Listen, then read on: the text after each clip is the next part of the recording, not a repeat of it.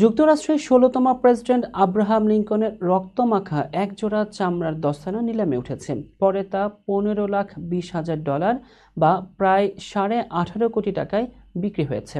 সম্প্রতি ওই দস্তানা যুক্তরাষ্ট্রের শিকাগো শহরে নিলামে তোলে ফ্রিম্যানস হিন্ডম্যান নামের একটি নিলামকারী প্রতিষ্ঠান।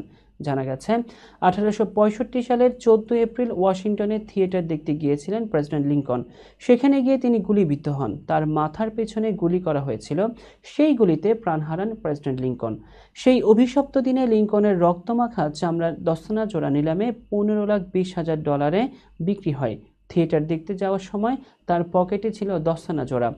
ওই দস্তানাসহ লিঙ্কনের ব্যবহার করা আরও ১৪৪টি জিনিস নিলামে তোলা হয়। এর মধ্যে অবশ্য ১৩৬টি বিক্রি হয়েছে ইতিমধ্যে। দস্তানার পর লিঙ্কনের ব্যবহার করা একটি রুমালের সর্বোচ্চ দাম উঠেছে। রুমালটি $৮,২৬,০০০ বা প্রায় ১০ কোটি টাকায় বিক্রি হয়েছে। এটিও সেই হামলার দিন প্রেসিডেন্ট লিঙ্কনের পকেটে ছিল। উল্লেখ্য, ১৮৬১ সালে যুক্তরাষ্ট্রের প্রেসিডেন্ট হিসেবে দায়িত্ব নেয়ার পর হত্যার শিকার হওয়ার আগ পর্যন্ত দায়িত্ব পালন করেন আব্রাহাম লিঙ্কন।